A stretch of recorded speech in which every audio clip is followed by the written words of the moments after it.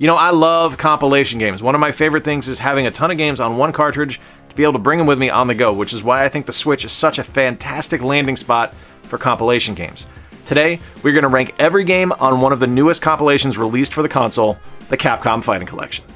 So before I get into the rankings, I just wanted to kind of show off a little bit and show you that it's not just the games on here. You also get some neat gallery stuff. You get a lot of concept art, a lot of character art, which is really cool, and you get a jukebox with a ton of music in it. So don't think you're just getting 10 games, which is, I mean, that's a great deal for $40, but you're also getting a really neat gallery with some awesome music options as well.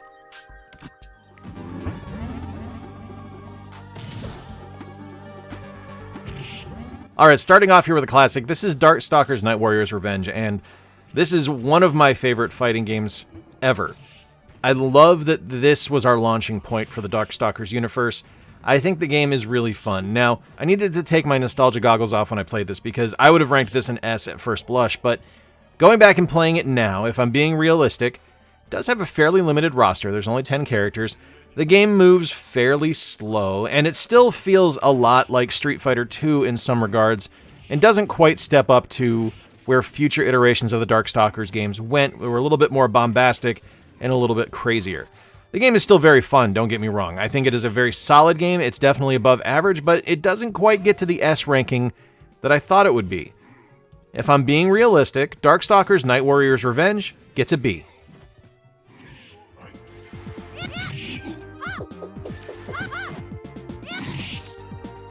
Alright, moving on now to Night Warrior's Darkstalkers Revenge. This originally released in March of '95, and this gives us a couple of new characters, bigger stories for the characters that are in the game, easier combos and chain attacks, and CPU battles with reduced difficulty, making it a little bit more user-friendly. Now, the new characters you're going to get in the game are Donovan and my personal favorite, Xianko, and the game is really awesome. Like, the look of the game is fantastic, and I think the biggest thing about any of the Darkstalkers games is it feels like you're playing an anime come to life. They're huge, they're bombastic, the effects in the game are massive, the look is wonderful, and it's just really cool to be fighting with monsters. I really enjoy this game. It's not quite perfect. There's some stuff still where it doesn't quite reach that S tier, but for me, Night Warrior's Darkstalkers Revenge gets an A.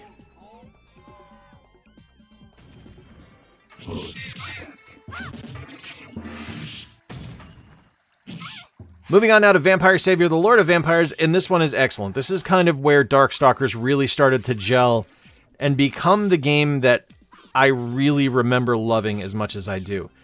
This game does away with the round system, so you no longer have rounds, you have continuous carry-on life bars. So when you defeat someone, you're going to carry on into the next round with whatever life you have left on your previous bar, and they're going to start with a full bar that you're going to have to whittle down. You also get 4 new characters introduced. You have Jetta, Baby Bonnie Hood, Lilith, and QB. Now, QB is one of my favorites. I think she's just such a clever design, and she's really neat to play. She's got some really cool power-ups and really cool attacks. I just think this game is wonderful.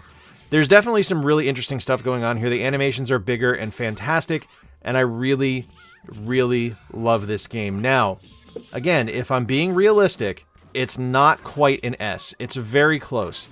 It makes improvements on the previous game for Night Warrior's Darkstalkers Revenge, and you would think that would put it up to an S, but it's not quite there. I'm still going to give this one an A, and yeah, maybe I'm being nitpicky, but it's not quite perfect, but it's very, very close.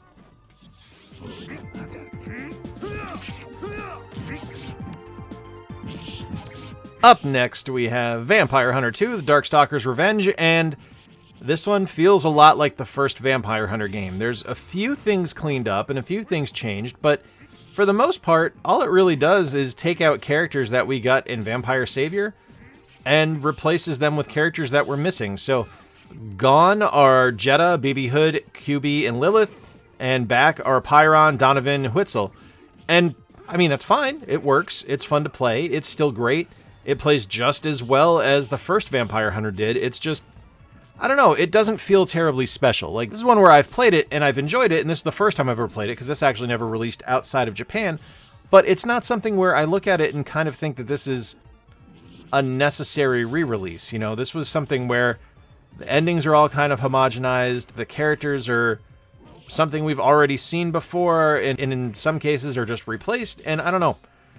It's fine. It's a good game. Don't get me wrong. And I realize I'm talking like this, and you probably are thinking I'm going to give this a low ranking. No, this actually gets an A. I think it still plays brilliantly well. It's just, I wish it could have been a little bit more.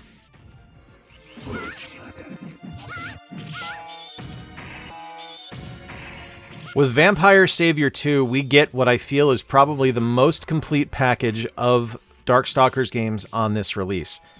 I really enjoy this one. Now, I'm not going to say it's perfect, although I think of the games on this collection, it's probably the closest to it. We lost 3 characters in this one. We lost John Talbane, the werewolf, we lost Rikuo, the merman, and we lost Sasquatch, and instead added were Donovan Bane, Huitzel, and Pyron. Now, the gameplay is very smooth. It's quick, it's fun to play, there's air combos, the double life bar is there as opposed to just starting a new round.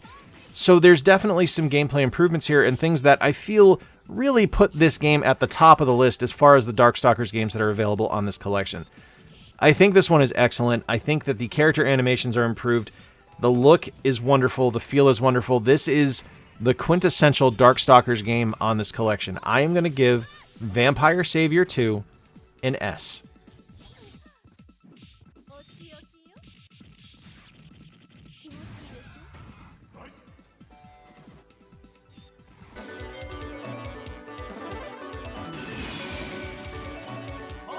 Okay, now we get to the game that is probably going to get me the most hate on this video, and I accept it.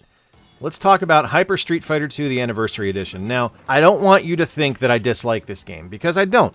I think it is a good game. I think the character roster is fantastic. We have the best Street Fighter 2 lineup there is. Ryu, Ken, Chun-Li, E. Honda, Blanca, Zangief, Guile, Dalsum, Bison, Sagat, Balrog, Vega, T-Hawk, Cammy, Fei Long, and DJ. It is the ultimate Street Fighter 2 lineup. The gameplay itself is all right. There's a lot of options that you're able to set here. Just, for me, it just doesn't feel enough. Like, if I'm taking this on its own and I'm not comparing it to anything else on this collection, I think it's probably an A. But when I sit back and look at the way this plays compared to every other game on here, it just doesn't measure up. It's very much a victim of its time. It's very much a game that shows its age. I am going to give Hyper Street Fighter 2, the Anniversary Edition, a C.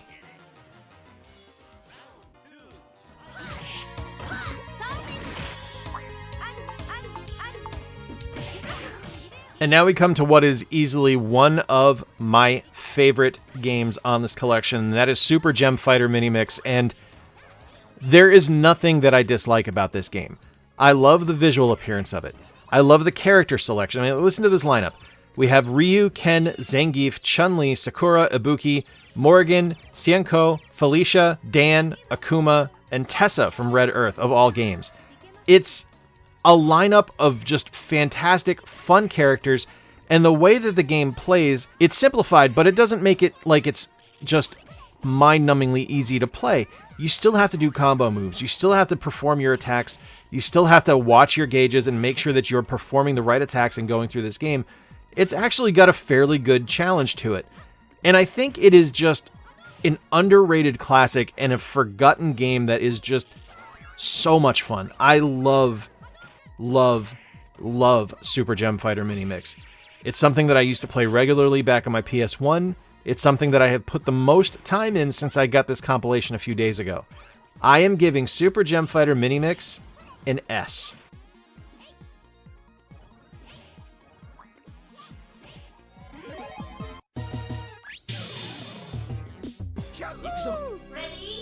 Alright, now we have Super Puzzle Fighter 2 Turbo, and this one feels like a curious inclusion on here because it's not really a fighting game. I mean, it's a puzzle fighter, I guess. Super Puzzle Fighter 2 Turbo released before Gem Fighter Minimix, and it does a lot of stuff really well. Like, the look of the game is great. It's a very simple gem dropper. You drop the gems, you match them up, and when you drop the versions that are flashing onto the matching color, it's going to put gems on your opponent's side. It's not a terribly complex game. Like, it's very straightforward and simple to play. I do like the fact that each character has a different pattern of gems they will drop when they perform their super move. I think that's really neat. And I think that there's a lot of really good gameplay here. It feels weird that this is included in a fighting game collection. Like, I really like it, don't get me wrong. I feel it has a weird inclusion here. I do like it more than Hyper Street Fighter 2, I'll say that. So I think at the end of the day, when I look at Super Puzzle Fighter 2 Turbo, as good as it is, I can't give it an A or an S because it just feels weird being in this collection. So I'm going to give it a B.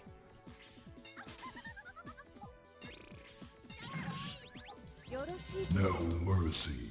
Attack. I'm having a hard time wrapping my head around how a game with only 4 playable characters can be this good, because Capcom just nailed it with Red Earth. So the characters you get to choose from are Leo, who is a lion-headed guy, Kenji, who is a ninja, Tessa, who is a wizard, and Mei Ling, who is a martial artist. And you go into these absolutely massive fights against... It's kind of like Boss Rush, the fighting game. It's really intriguing. Like, there's some very interesting stuff here. So the single-player mode is called Quest Mode, where you choose one of the main 4 characters and you go against the bosses, basically. And as you go, you're going to be able to level up, you're going to collect coins. Coins provide experience points, and you can buy things, and it's kind of like the Chronicles of Mystara, now that I'm thinking about it. It feels a little bit like that.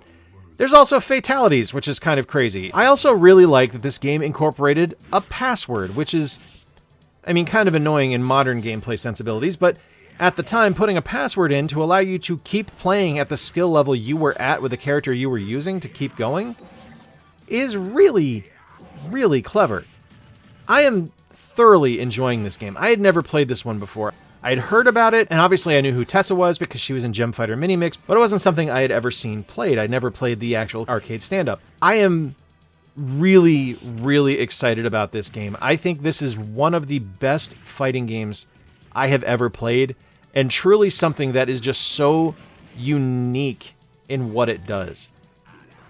I think it's very close to being perfect. I think the only thing dragging it down is the fact that the character list is so small. Like, if they even had 6 characters, I probably would have made this a perfect game. But as it stands right now, Red Earth gets an A.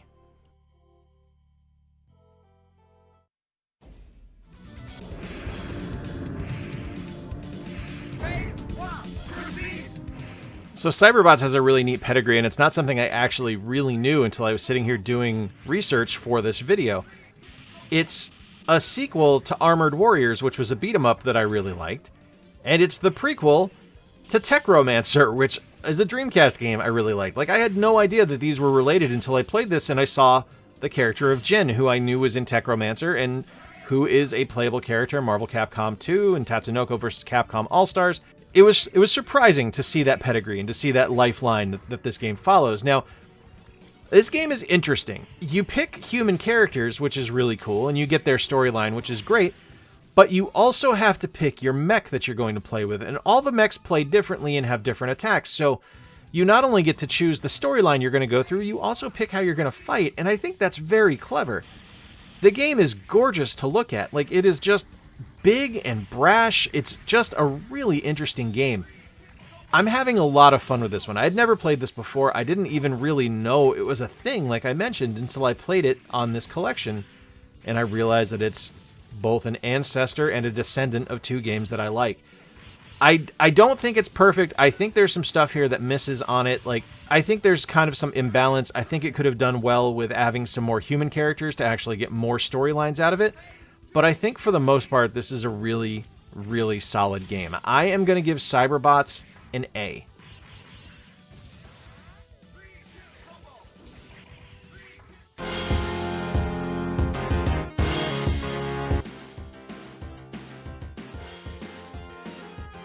There you have it, my friends. Every game ranked on the Capcom Fighting Collection from S to F. Honestly, it's only S to C because nothing falls below average on this collection. This is a brilliant, brilliant purchase. If you like fighting games, make sure you pick this one up because everything in here is a hit. Let me know in the comments down below what your favorite game is that I ranked today, and whatever ranking you particularly disagree with. I'm sure there are going to be some folks that do not agree with my take on Hyper Street Fighter 2, and that's okay because we are allowed to have a difference of opinion. Thank you to my patrons and channel members you're seeing on screen right now. As always, my friends, I thank you for your support. Thank you for helping the channel move forward. And until next time, remember to play more games, stay square, and take care. I'll talk to you soon.